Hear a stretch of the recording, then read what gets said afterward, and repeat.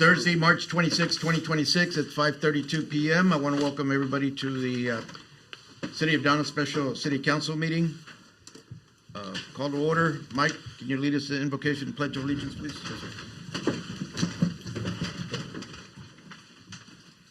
sir. Let's pray. God, thank you for everything you've done for us, Lord. Thank you for being with us today. Thank you for bringing everybody safely, Lord. Ask a blessing on all those that might be still on their way. Ask a blessing on everybody here, Lord. A special blessing for our council, Lord, that you will be with them, Lord. You give them your wisdom, that they can pull on their knowledge, Lord, to continue to prosper this city. In Jesus' name I pray. Amen. Amen. Thank you, Mike. I pledge allegiance to the flag of the United States of America and to the republic for which it stands, one nation, under God, indivisible, with liberty and justice for all. Thank you. Thank you, Mike. Roll call. Yes, sir. All members are present. We have a quorum. Thank you. Citizen participation. Yes, sir. We have one. Ms. Rachel Martinez. Okay. Ms. Martinez, I'm going to read some guidelines. Welcome to the City Council meeting of Donna. Your City Council welcomes all citizens to attend our public meetings. The City Council is interested in your ideas and concerns to better serve you. Citizens may address the Council in open forum by adhering to the following guidelines. Number one, speakers must sign in with the City Secretary prior to the start of the meeting. 2, presentations will be limited to 3 minutes. 3, please state your full name and city of residence. Address your concerns directly to the mayor from the speaker's podium. Number 4, pursuant to the Texas Open Meetings Law, the council may not discuss any item not posted on the agenda. Accordingly, only agenda items will be the subject of public comment. Citizens wishing to address items of public concern not on the agenda are requested to address their concerns with administration for appropriate action, which may include placing the item on the agenda for a future meeting if deemed necessary to properly address your concerns. Number 5, the same decorum expected of council members should be expected from speakers at public comment. Accordingly, profanity, obscenities, personal insults, and statements of like nature will not be tolerated, and the speaker will be asked by the mayor to leave the podium. Number 6, council members will not reply directly to your comments or engage in personal dialogue, but will take your concerns for consideration and or possible action as may be deemed appropriate. Thank you for the privilege of serving you. Em, you have 3 minutes. Clock will start when you start speaking.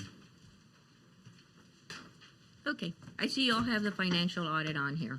My concern is you all did a financial audit on the water department.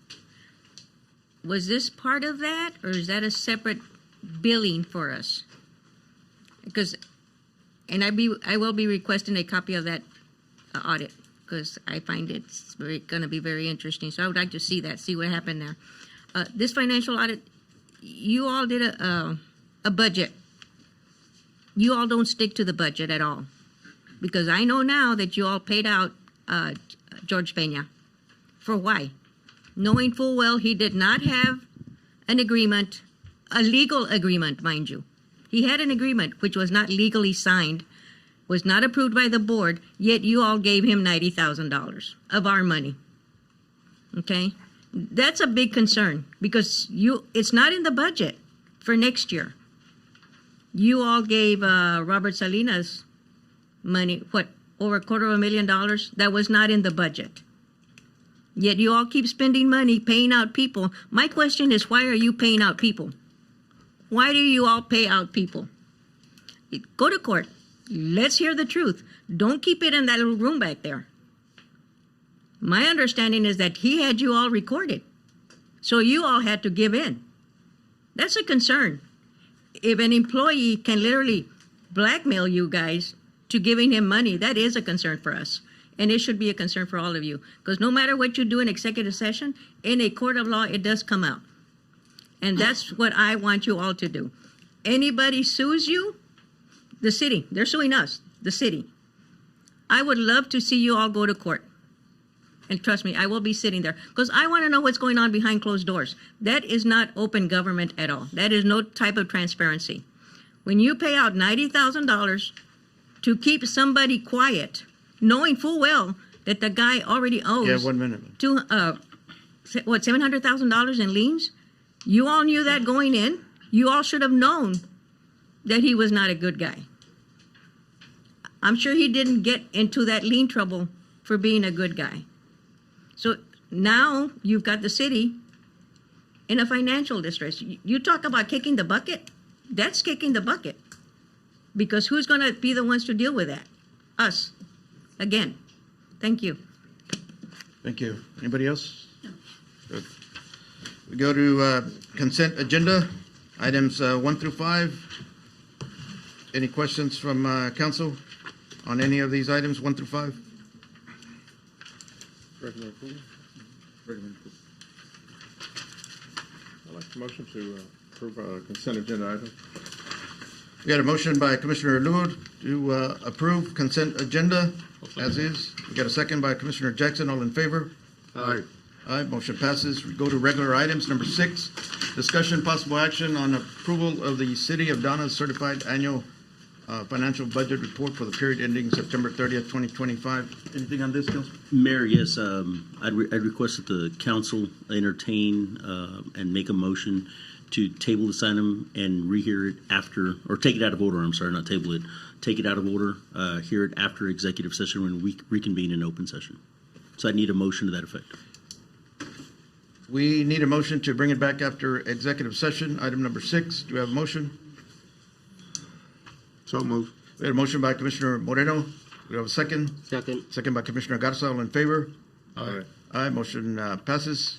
We go to item 7, discussion possible action on first reading of ordinance 2026-07, establishing a four-way stop at Miller Avenue and South 8th Street. Dr. Reyna? Yes, sir. Since we put a stop sign, four-way right there on Main and Miller, we're also requesting that the planning department is initiating the first step in the process to adopt an ordinance establishing a four-way stop at the identified intersection. In accordance with standard procedures, the ordinance will be brought back for second reading and potential adoption after the 14 days. Basically, we're requesting a four-way stop at Miller and 8th. There's been incidents where vehicles are bypassing the main and going through the 8th Street in high limits of speed. So we're going to be we're recommending that we put a four-way stop sign there as well for safety reasons. Okay, there's currently a four-way stop there where the bank's at, right? Yes. That's not Miller? That's Miller, but that's Main. We're going to Miller the next and next 8th. one. Next One street over. over. Yes. Okay. We gonna put any Yes. warning? Like, We're going to put warnings. upcoming Yes, sir. four-way stop? Yes. Dr. Reyna, Plenty of notice. if I might add, at one time, I believe that we wanted to make that area a one-way. They're going one way there, and I believe Main Street was gonna be going south, and then the following street, the one we put a four-way stop, was gonna be going north. Anything on that yet, or we're gonna just keep it the way it is, or? For right now, this is a recommendation. We can come back and study that as well to make the Main Street one-way south, and on 8th, we can make it one-way going north. We can definitely study that. Okay? I make the motion to approve. Got a motion by Commissioner Second. Garza. Do we have a second by Commissioner Jackson? All in favor? Aye. Aye, motion passes. We go to item number 8. Actually, item number 8. Discussion, possible action to approve drainage improvements for South Avenue and Main Street. Dr. Reyna? Yes, sir. Mayor, this is the process that we've taken. We're ready to proceed with the South Avenue and Main Street improvements for the drainage. So Public Works is seeking approval. We would recommend that we recommend approval to the council, so we can start with this project. Not to exceed $100,000. A quick question on that. I think the last time we were discussing the drainage proposal for Scobie. Okay, that's a separate one. That's a right? separate Okay, one. yeah, We're I was working on that one. confusing them. Okay. Anything different than previously discussed on this project, or everything's It's fine? everything the same, yes. Okay. Everything, we already approved it, everything's already with the engineers, planning department and ourselves. It's ready to go. We You don't just foresee need to any approve. issues at all? Things are looking up? Everything looks good, yeah.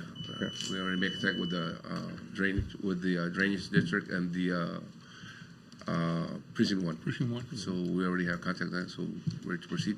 We just need to proceed so we can start ordering our materials, This would main and south.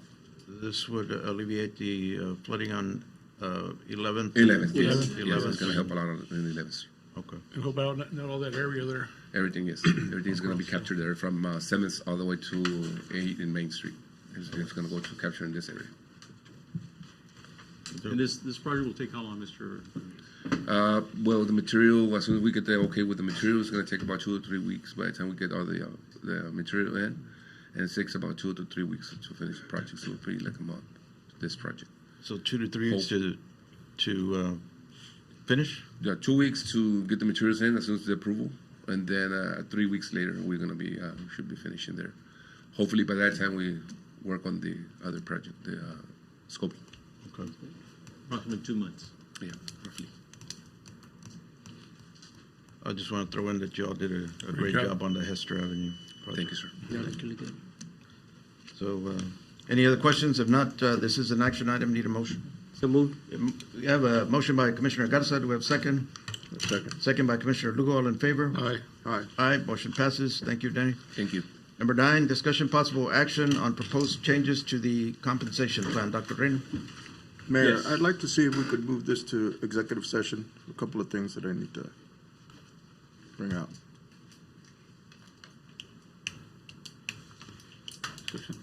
We have a motion to move items Number 9, 9 and 10 either way. to executive. Yep. Have a motion. Do a second. Second. Second by Commissioner Garza. All in favor? Aye. Aye. Motion passes. 6. All right. Need a motion to go into executive session. Got a motion by Commissioner Jackson. Do we have second? Second. Second by Commissioner Moreno. All in favor? Aye. Aye. Motion passes.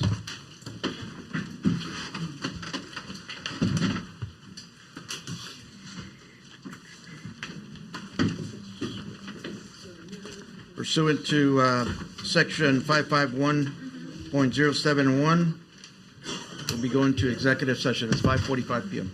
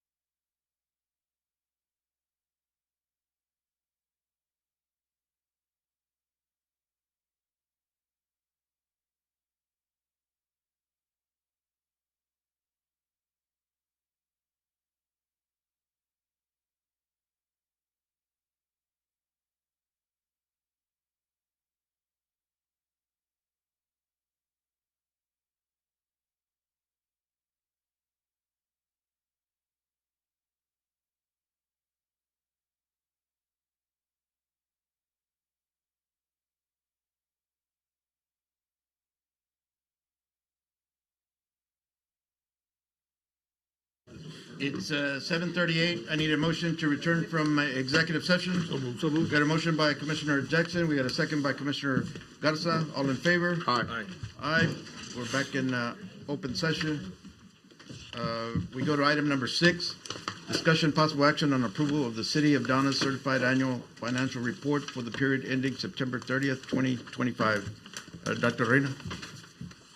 Yes, Mayor, we do have the presentation of the certified annual financial report for a period ending September 30th, 2025, and we do have our auditor, Mr. Jason, that will be presenting. Thank you, Dr. Reyna. Mayor, Councilman, thank you for having me back another year. It was another year in the books. This year, as we'll see, a little different from last year, but we got it done. And just want to say thank you to the entire finance department, departments across the city. Everyone collaborated. We needed information from utility department, planning, zoning. Even sent my staff out with Mr. Carrizales out to the sewer plant, and let's just say they didn't have a good day that day. It was a little windy. So, no, yeah, thank you to everybody. Thank you for having me back, and I can just hit, okay. We'll dive right in.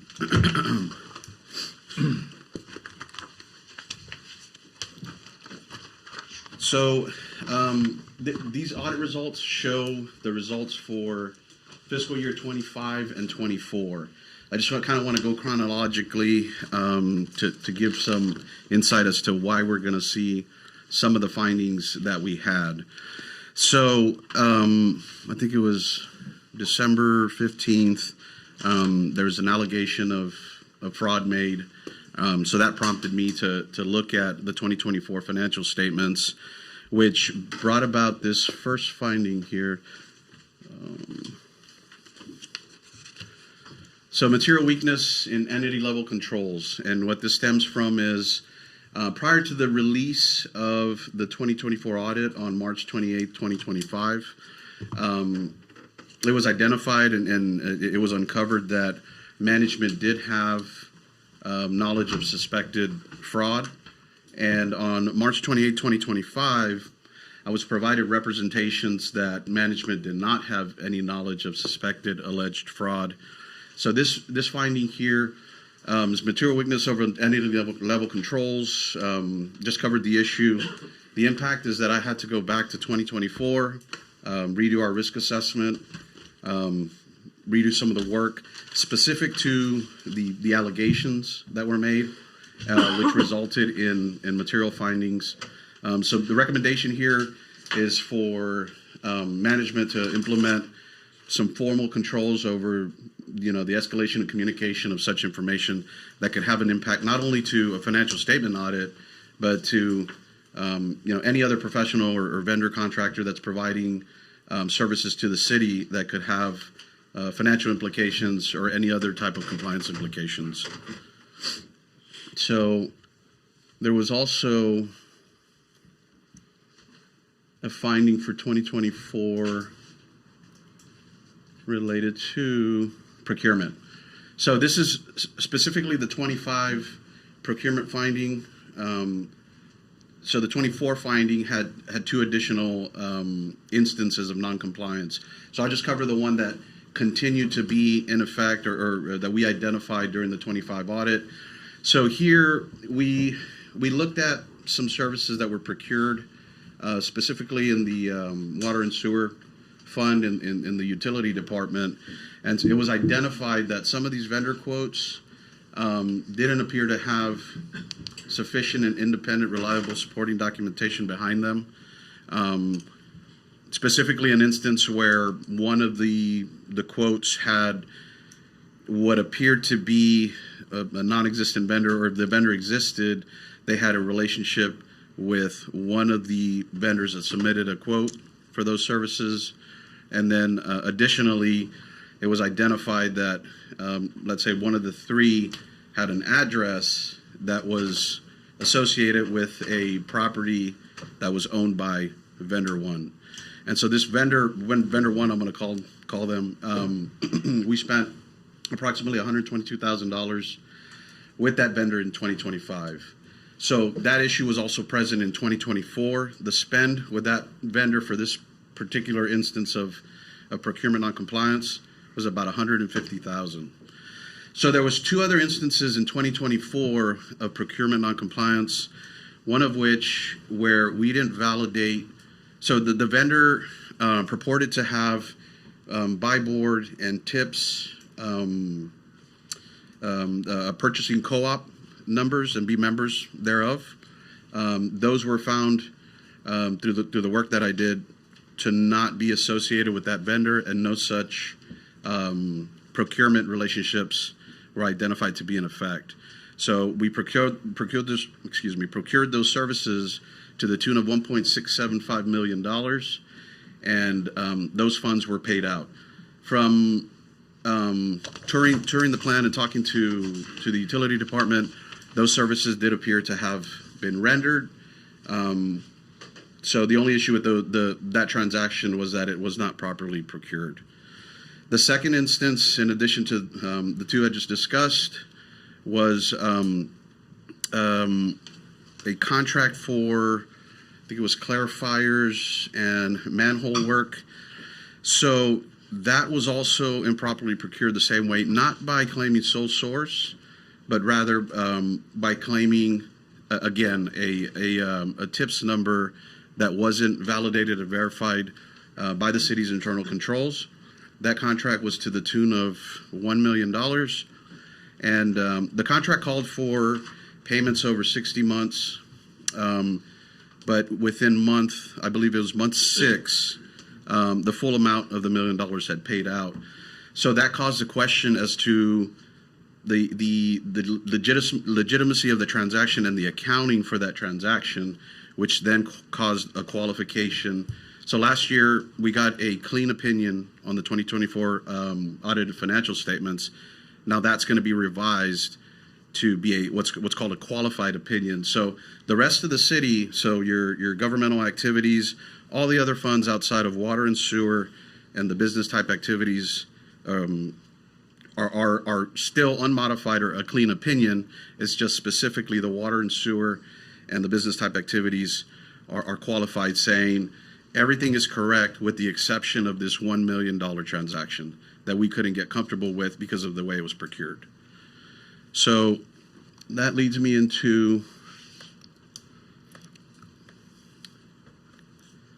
we'll go over the current audit.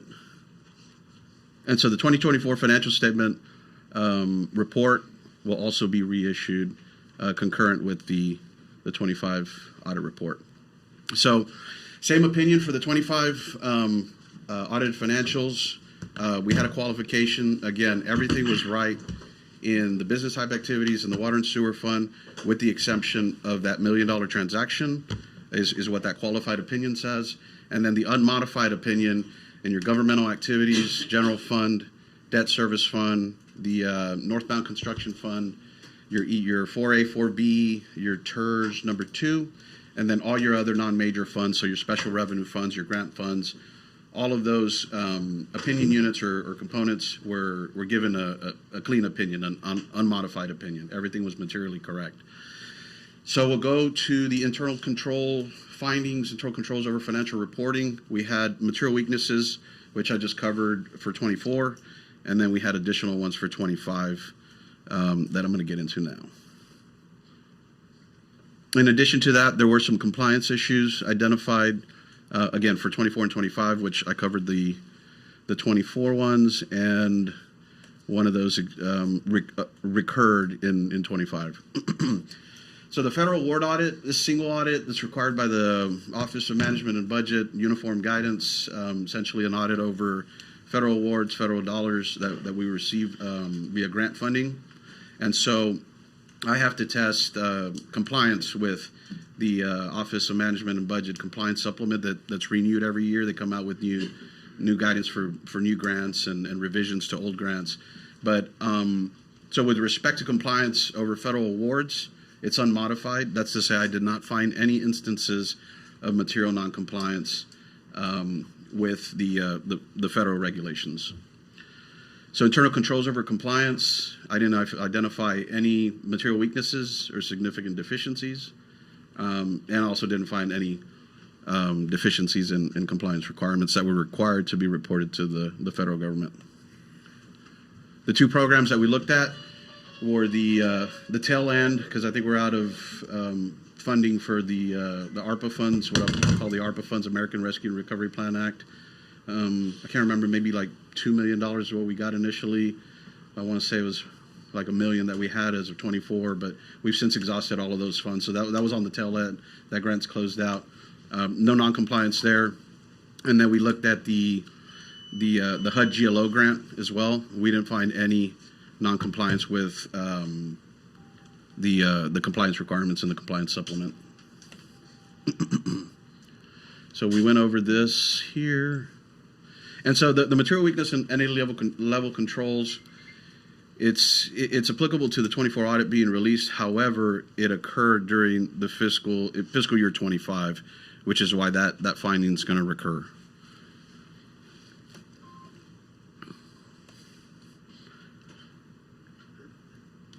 And so material weakness and budgetary controls, from watching some of the, or not some of the, one of the meetings, it was identified, and also from discussions with the management, it was identified that the published budget had double counted revenue essentially to the tune of $750,000, which caused a material weakness in budgetary controls.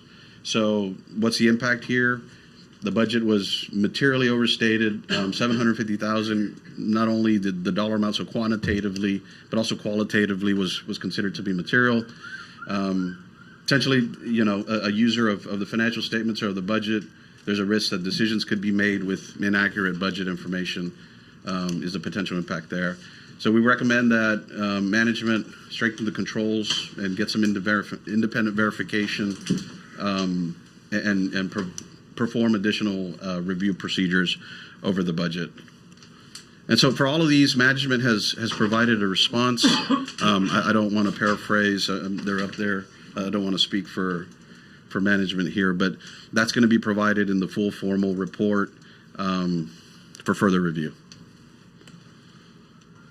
So non-compliance with bond fund restrictions. So this is specifically related to a road project. I believe it was the Hester project.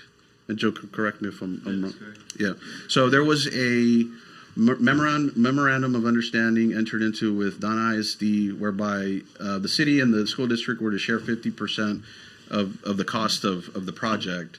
So when we received our reimbursement, and I believe it was like $545,000, they were initially recorded in the general fund, but upon consultation with bond counsel, it was determined that that was not in compliance with the official statement of the purpose of the bond and also with state bond laws. So this is a finding not only for compliance with state bond laws, but also a compliance for over where we recorded, so a financial reporting compliance, because we had to propose an adjustment, or management made an adjustment to remove it from the general fund and put it back into the bond fund or the capital projects fund.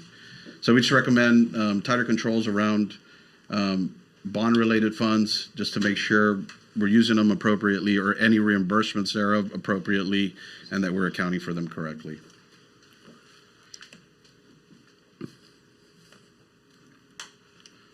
So cutoff errors, we do a subsequent disbursements test where we look at cash outflows after fiscal year end, and in doing so, it was identified where certain invoices weren't accrued.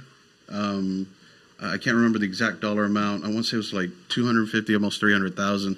So all this means is we recorded the expense in fiscal year 26 instead of recording it back to fiscal year 25 to be consistent with the modified accrual basis of accounting for your governmental funds, and then accrual accounting for your government activities and your business type activities.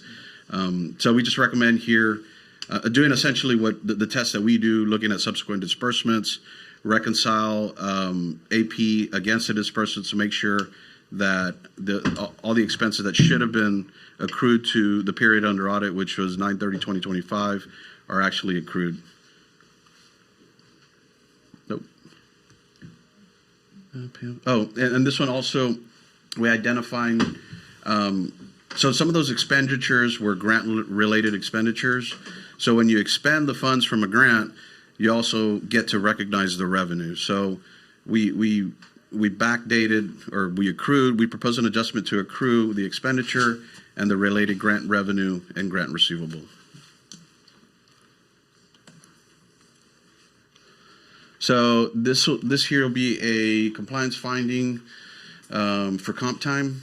So this year we implemented the Governmental Auditing Standards Board Statement 101, GASB 101, which requires we look at all paid time off or PTO types, vacation, to see what we have to accrue as the city being obligated to pay during the employee's employment and after the employee leaves employment with the city. And so in doing so, we identified that there's a sick pay policy, there's a vacation policy, but there was comp time being recorded on the books for which there's no comp time policy in the most up-to-date personnel policy that we have. The risk here is that it's not uniformly applied. There's really no rules around it, and obviously we could be accruing amounts that management and/or council didn't approve of. So we just recommend that be looked at, and management has provided their response below.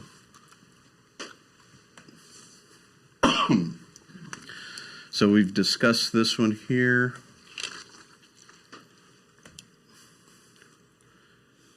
So in auditing the GLO contract in the federal award audit, we didn't. So the Office of Management and Budget identifies compliance requirements explicitly in their supplement, essentially saying these are the compliance requirements that we care about, and the other ones, there's like 10 of them, and procurement wasn't one that they quote unquote cared about. It wasn't listed as required to be audited by the federal government, so the Office of Management and Budget.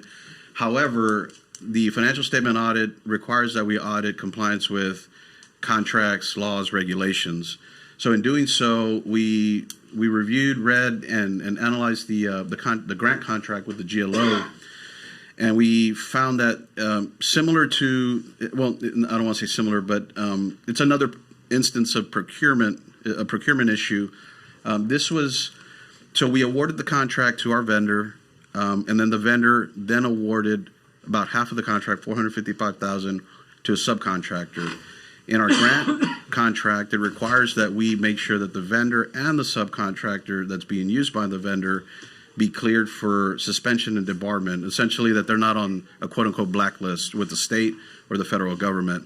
So we didn't do that our controls weren't in place to ensure that the vendor wasn't quote-unquote blacklisted, suspended and debarred, the right terminology, and then they didn't go further and make sure that the subcontractor wasn't suspended or debarred.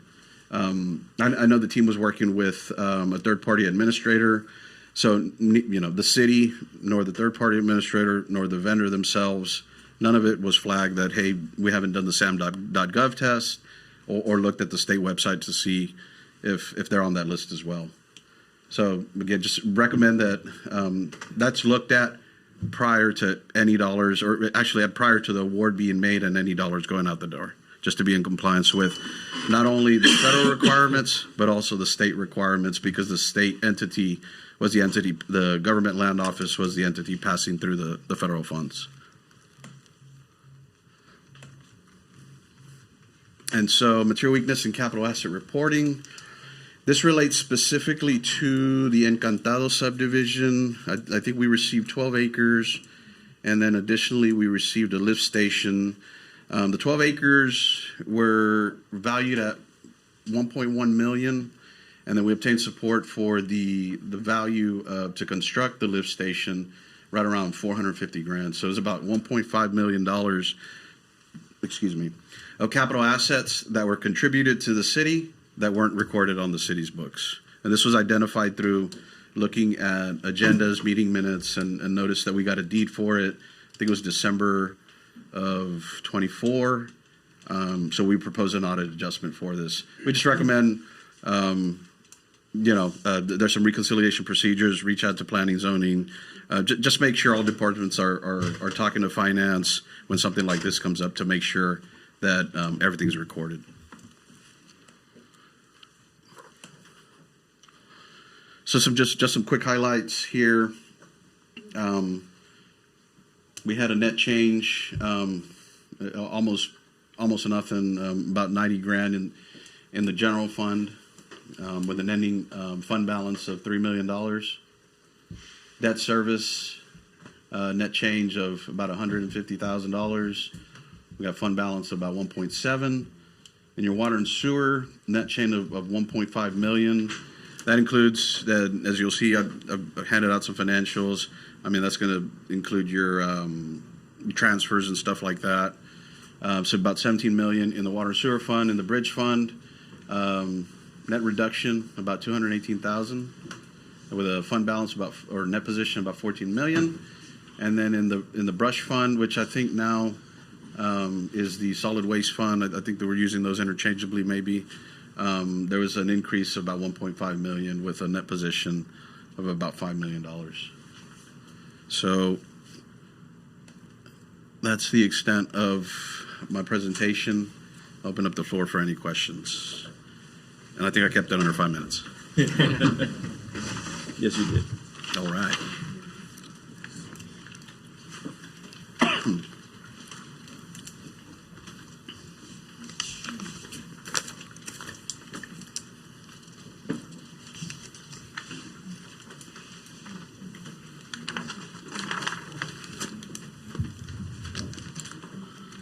Oh. I don't want to drop this.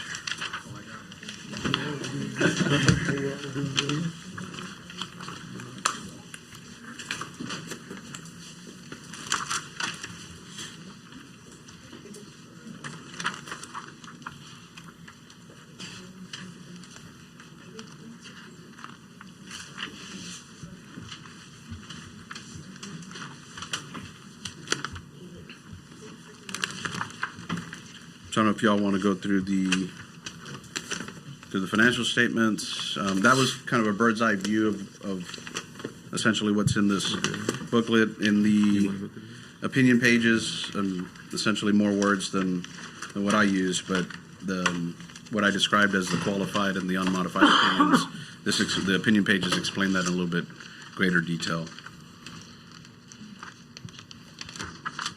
Mayor and council, we have met with Jason. We're aware of the deficiencies. We are making a corrective action plan to implement to address all these issues. We would recommend that the audit report be approved as presented.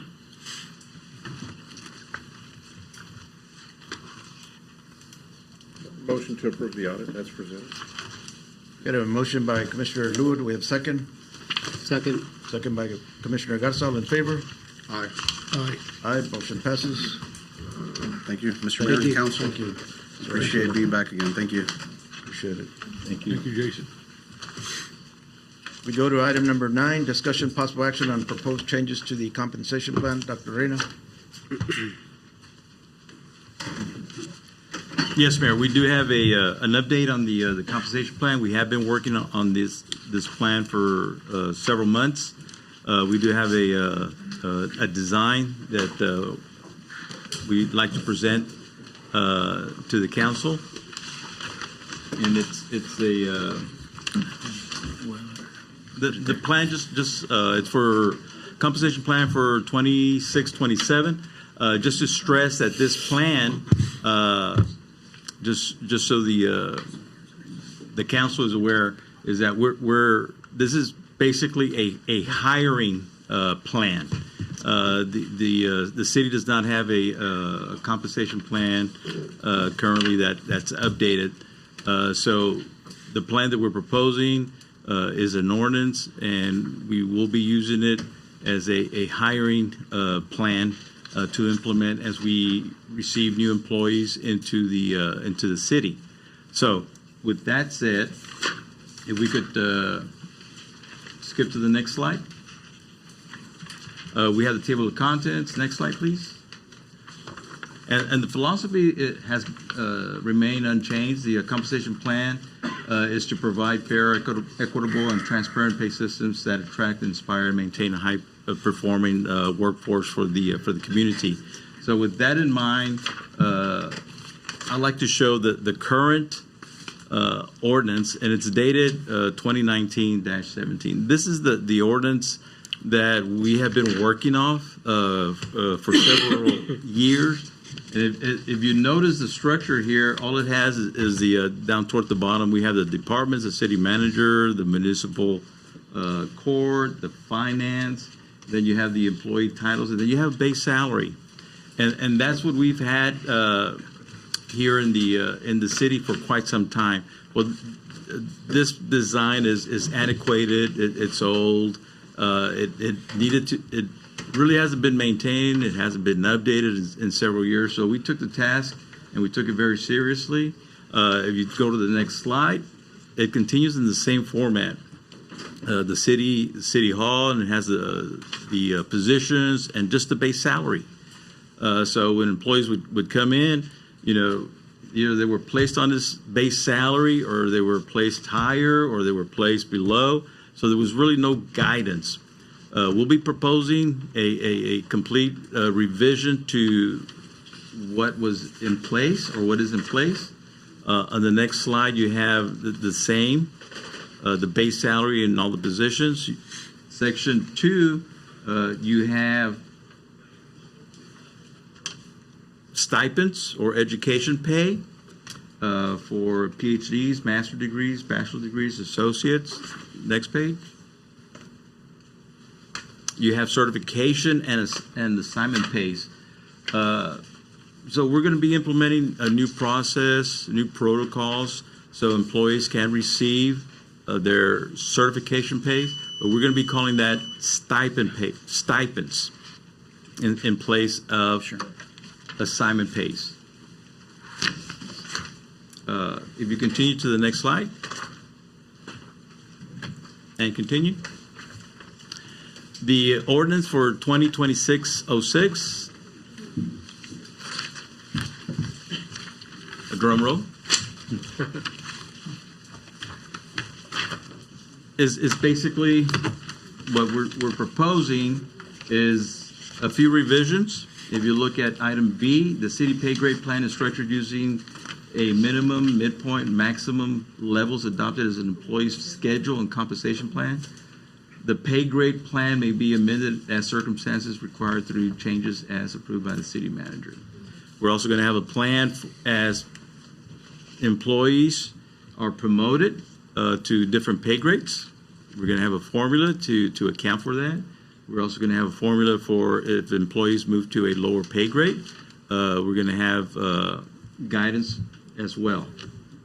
On the next page, next slide, this is the new structure that we're proposing. It's going to be by grade level.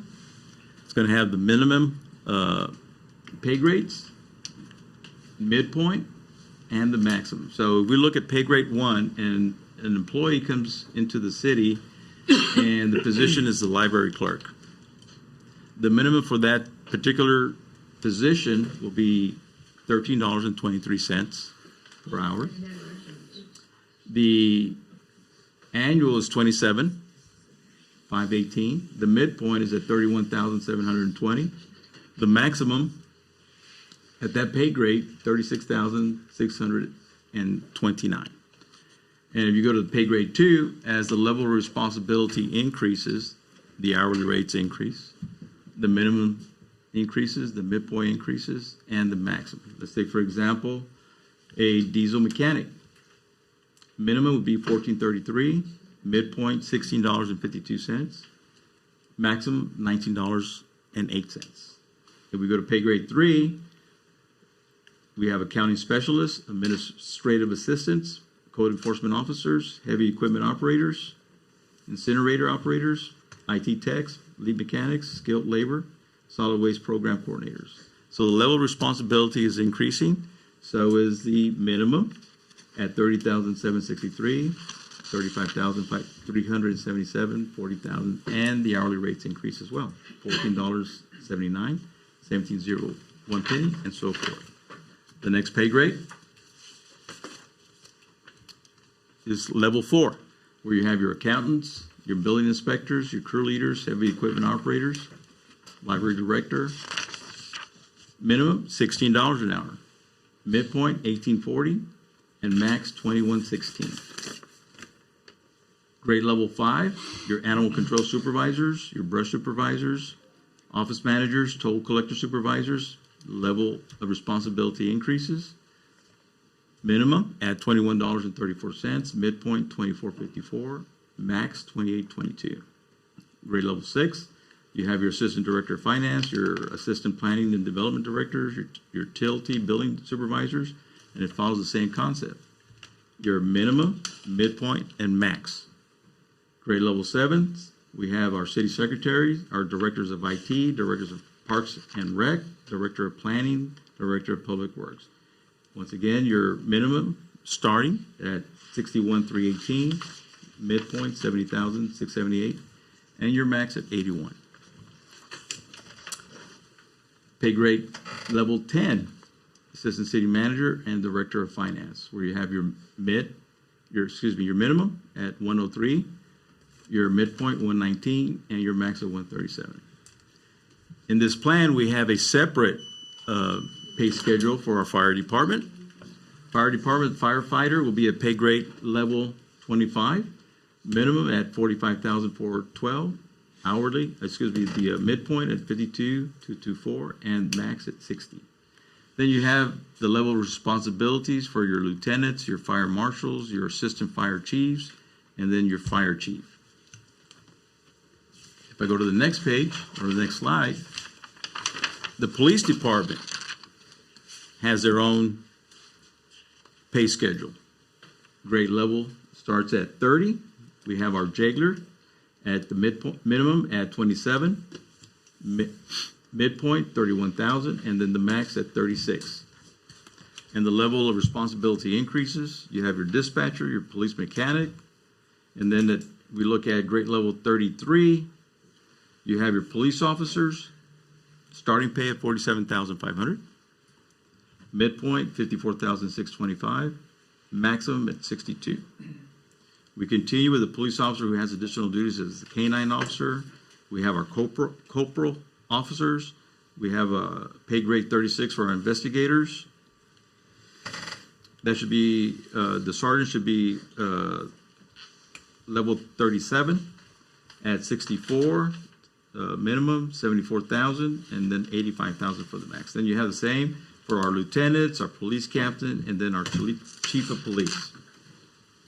In addition to that, we're recommending education pay, as before. On number 2, we have stipends, certification, and assignment pay.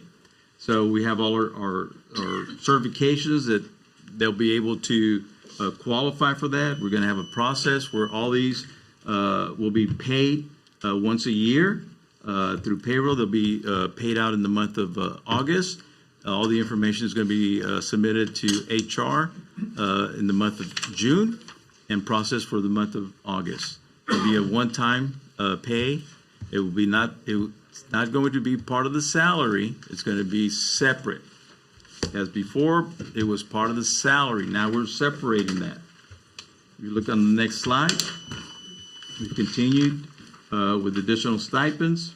We also have state experience pay. We have promotions. We have reassignment and transfers. We do have a process now for promotions. We do have a process now for reassignments, transfers as well. On the next page. Going back to stipends. Yes, sir. Dr. Reyna. Now we talked about firefighters. Yes. And how they'll be included in stipends, certifications, and assignment pay, correct? That's correct. That is correct. I will get with the chief. The police departments, they qualify as well for the captain pay and those types of stipends as well. Okay, I know that our assistant chief here has also taken up the duties of emergency management coordinator. I think that's something that we need to look at, apart from the duties that he already has. Absolutely. Now, how did we get to this point? If you look at the next slide, where we have the comparisons. Compensation pay plan comparisons. What we were able to do is gather information from the surrounding cities. And we asked the cities to provide us that are comparable to the city of Donna. For example, the city of Alamo, the city of San Juan, city of Weslaco, Mercedes, and we even asked for Edinburgh. We knew we weren't able to, or would be able to compete with Edinburgh, but we were interested to see where Edinburgh is on their salary. So if we look, and I'm only going to look at the averages. If we look at pay grade 1, and we look at the average for Donna, for these positions, the average pay is $17.14. If we look at the city of Alamo, it's at $14.85. If we look at San Juan, at $15.54. If we look at Weslaco, at $11.42. If we look at Mercedes, the average pay is $11.38. The outliner being Edinburgh at $22.07. So we take all that into consideration. The amount that is over the max is at $82,148. So Donna at the pay grade 1 is over on average compared to Alamo, compared to San Juan, compared to Weslaco, and compared to Mercedes. Okay. Time to drink.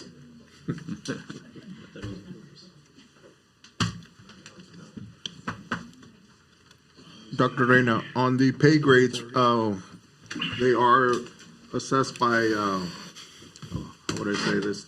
That's for an entry-level person, right? That's a first-time employee of Donna, City of Donna? All the pay grades are based on that? It's gonna depend on their, if they have experience or not. Right. Okay. That's why we're going by the pay grade. Yeah, but this is what it's gonna be used for people that are coming in, Yes. not people that are already here. Yes. Correct. I think Okay. Dr. Reiner has a terminology for that. It's a pay plan going forward. Yeah. It's a hiring pay plan. Yeah. Yes. Yeah. That is correct. Wanted to Like reassure some I people. mentioned at the very beginning, this is not a plan where we're going to go back in and we're going to make adjustments. This is a plan that we're going forward with as a hiring. So now we have That's why I a wanted. schedule, we have a strategy, we have something in writing. So when a new employee comes in, we know where they will fit in the salary schedule. I could continue because I know the council has but the audience does not have that information. So we'll wait for our IT, and I'll make an adjustment on the salary schedule right here. Yeah. What was that schedule again?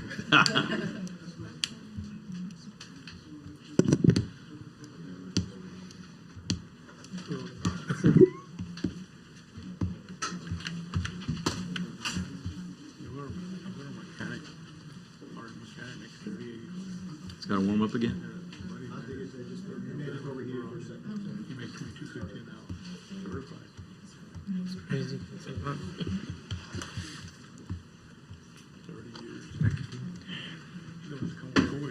Oh, okay. There it is. Thank you, sir. Okay, I'll adjust it up. Okay, so if we go to grade 2, in this category, you have your accounts payable clerk all the way down to your utility billing clerk, and the average hourly for the city of Donna is at $19.65. For Alamo, we're looking at $17.28. San Juan, $18.82. Weslaco, $15.11, and Mercedes at $15.66. The average for Edinburgh is at $30.12. So here, we've exceeded the max by $66,377. So we're above Alamo, we're above San Juan, we're above Weslaco, and we're above Mercedes. Grade 3, we're looking at our accounting specialists, administrative assistants, and the IT 1, lead mechanics. So in this category, the average for Donna is at $21.57. Alamo, $17.51. San Juan, $18.47. Weslaco, $15.47. Mercedes, $16.05. And Edinburgh at $27. So we're the highest, with the exception of Edinburgh. And here we've exceeded the maximum by $178,706.34. Continuing the same with grade 4, where we have our accountants, our building inspectors, all the way to the library director. The average for Donna is at $25.69. Alamo, $21.68. San Juan, $20.58. Weslaco, $18.39. Mercedes, $16.60, and the outliners Edinburgh at $31. So here we have exceeded the max by $152,000, $717. Grade 5, as we continue the same process, animal control supervisor to the treatment plant supervisor. Donna, salaries at $27.20. Alamo, $18.83. San Juan, $21.43, and Weslaco, $19.86, and Mercedes at $19.23. We've exceeded by $56,000 in maximum. And just, it continues the same way throughout, and at the very end, if we look at the grand total, the average for Donna is at $23.68, Alamo $19.01, San Juan at $20, Weslaco at $17.47, Mercedes $16, and Edinburgh at $31.92. So overall, the city of Donna has exceeded the maximum by a total of $633,209. That's where we're at right now. And just to emphasize again, this is a hiring schedule. What we're proposing, as new employees come into the city of Donna, they will be placed on this salary schedule. And it will take a few years for us to catch up so we can be at a competitive or at the comparables to surrounding cities. So just to give you an example, if I were to take pay grade 1, a cashier at $25.21. If I would look on page 14, the proposed schedule for a cashier is now at $13.23. Midpoint, $15.25. Max, $17.61. And to compare that to where we're at right now, the average of $17.14. So there is an adjustment there, a downward adjustment for new employees coming into the city, that HR will now have a guide to where that individual will be placed. It's not a guide to reduce our current employees to this pay grade schedule, but it is a guide for the future as employees come in to the city. Any questions on that? Council members, Mayor?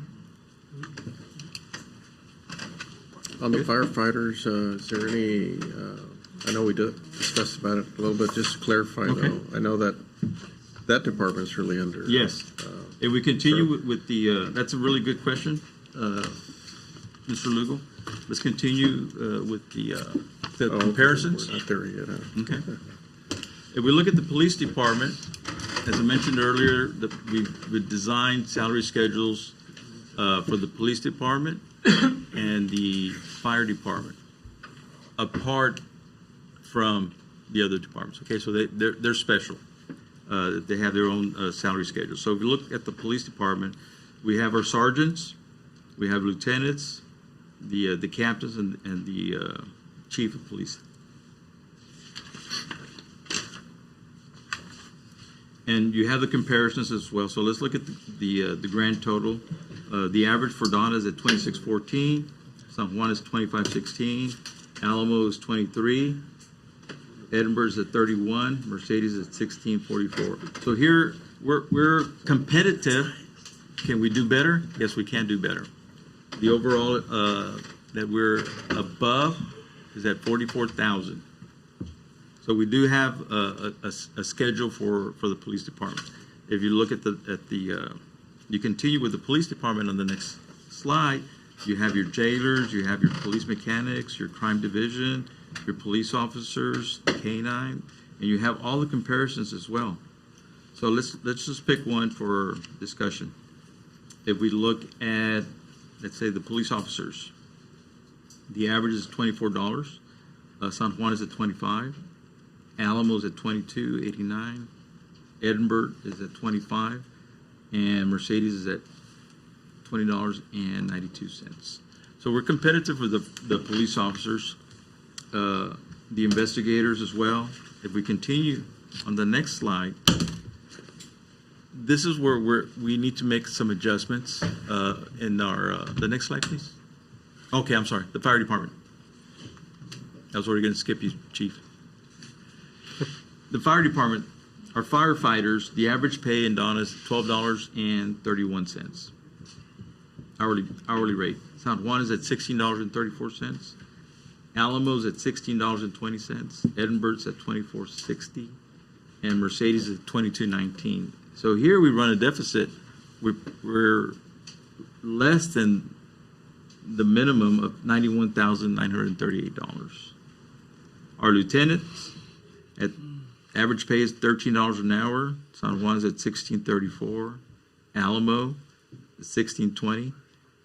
Edinburgh, $24. Mercedes at $22. So you look at the overall, the grand total. Well, let's look at the fire chief. The fire chief, and since Joey's here, let's look at the assistant fire chief. At $26.28 hourly. San Juan is at $34. Alamo's at $30. Edinburgh is at $36, and Mercedes is at $23. So we're below about the average of $16,000. The fire chief at $31. San Juan's at $47. Alamo's at $43. Edinburgh's at $84, and Mercedes is at $40. So the average that we're below is $185,497. So we have taken some adjustments and taken, this information is very, how can I say it? It's important for us so we can see what the other cities are paying, so we can be competitive, so we can make those adjustments. Without this information, we would continue status quo. But with the information that we have now, we're going to be able to make those adjustments. So let's look at the fire department on slide. I'm not sure what slide that is for you, Mr. Garcia. But if we go to page 16 for the fire department, I'll just take the firefighter. Currently, they're at $12.31. The recommendation is they come in. The annual salary is going to be $45,412 or $16.48. The midpoint's at $52,000. The max is going to be $60,000. And if you compare that to the surrounding cities, we're going to be very competitive. San Juan was at $16.34, Alamo was at $16.20, and so forth. The fire marshal is very competitive. The assistant fire chief, currently they're at $26. The recommendation is at $34 at the minimum, or $70,000. $39 for the midpoint, or $81,000, and the max at $44.97 at $93,000. If we look at the fire chief at $31, we're recommending $43.54 midpoint. So when we do get a new fire chief, I don't think Chief Simmons is going to be retiring anytime soon. We know exactly where they're going to be placed. Okay. And the midpoint would be $104,000, the max at $119,000.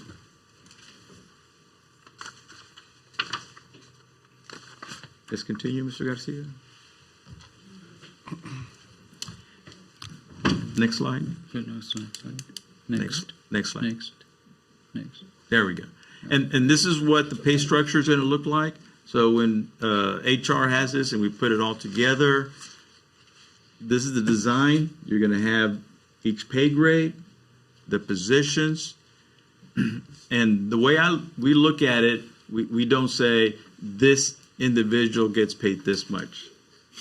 What we say is that this position pays this much for the work. So the position for a librarian clerk, the minimum would be 27,518, midpoint 31,720, and maximum at 36. Pay grade 2, we follow the same concept. Records clerk, the minimum would be 29,000, midpoint 34, and then 39. And this is this document, I like to refer to it as an organism because it grows and it grows. In order for this to be competitive and stay valid and reliable, we will need to look at it every year. And what I mean by that, we need to consider cost of living index. We need to consider what the market is doing, make recommendations, look at our budget, look at our revenues, look at our expenditures, and keep this document active because it's going to be growing. It's not going to be stagnant like the previous ordinance. It was stagnant. There was no growth there. This is going to grow throughout the years, and it can be in place for many years from the day that I leave. Whoever takes over can continue this same process, and they can make it better, okay? And just continue making those changes, those adjustments, so this can be a viable document.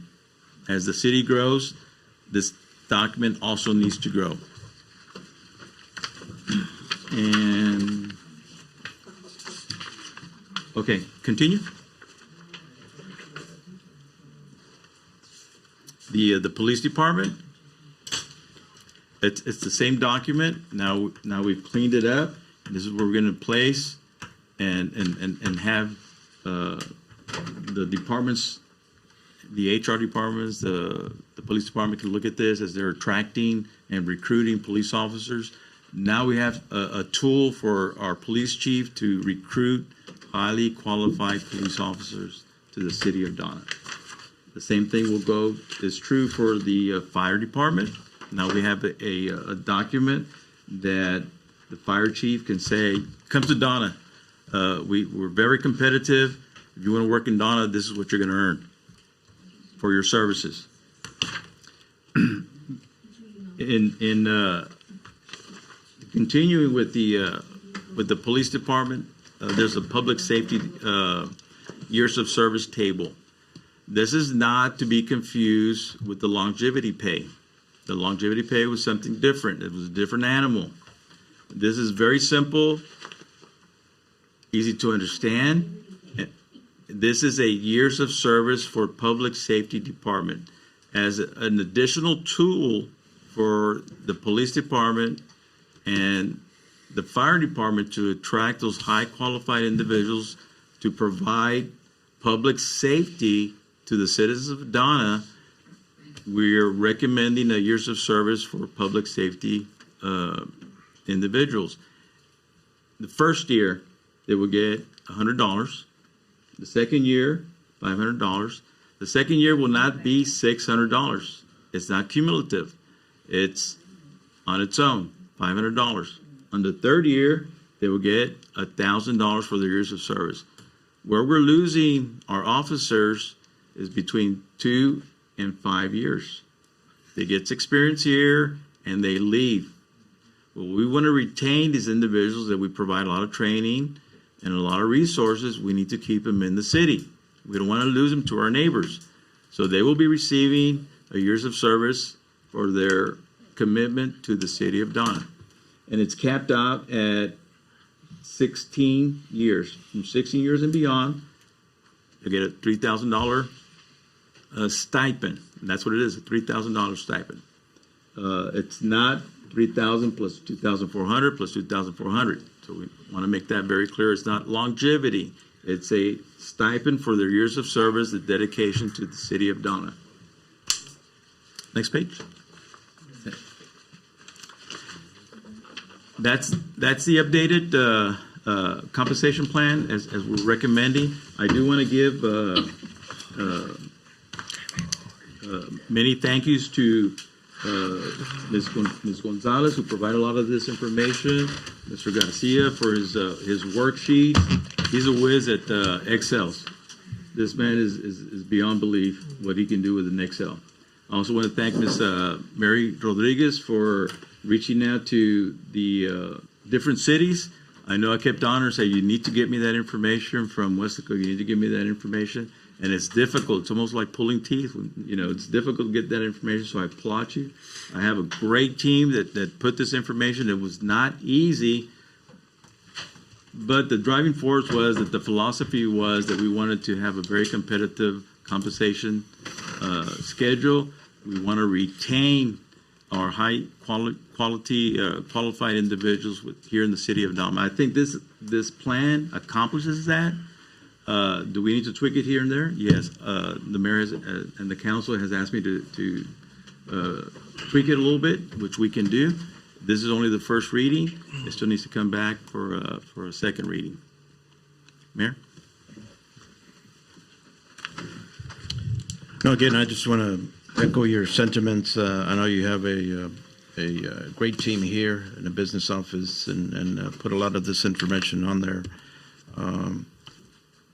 It is the first reading. There's other questions that come up, you know, when we start seeing this budget, so forth. I know previously, you know, the impact on our budget as far as salaries was that about 80%. Yes, sir. Would go to salaries. So, you know, of course, that's something that's I don't know what the correct word is, but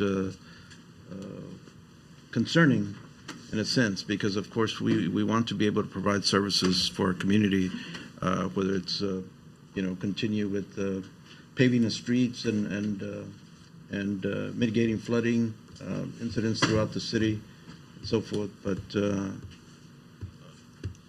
you know, I don't know if anybody else has any questions or comments about this.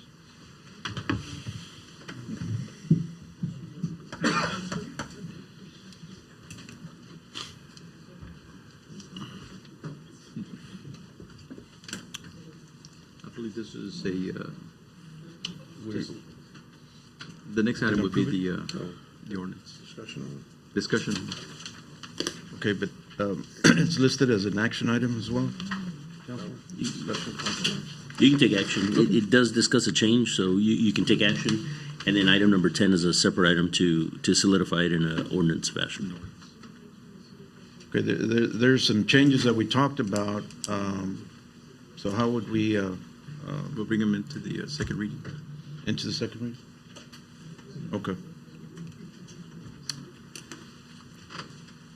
Mayor, Councilman, it would be it's the recommendation of administration to approve the changes to the compensation plan. We have a recommendation. We do need a motion. This is an action item.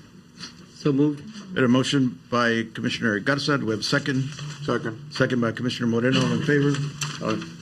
Aye. Aye. Motion passes. Item number 10, discussion possible action on the first reading of ordinance 2026-06, adopting the employee compensation plan for the city of Donna. Mayor, Councilman, we proposed the changes to the compensation plan. We're also recommending that that be placed in the ordinance for ordinance number 2026-06 as the first reading. We have a recommendation by Dr. Reyna. We need a motion. I motion to approve. Motion by Commissioner Lugo. Do we have a second? Second. Second by Commissioner Jackson. All in favor? Aye. Aye. Motion passes. We go to items in executive session. A, discussion and legal counsel regarding pending, threatened, or contemplated litigation.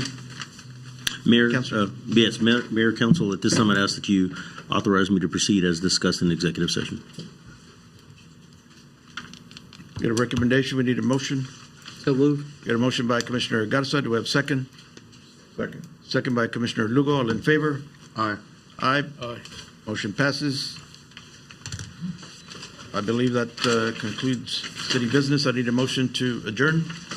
Motion by Commissioner Lugo, second by Commissioner Jackson. All in favor? Aye. Aye, motion passes. It is 8:38. We stand adjourned.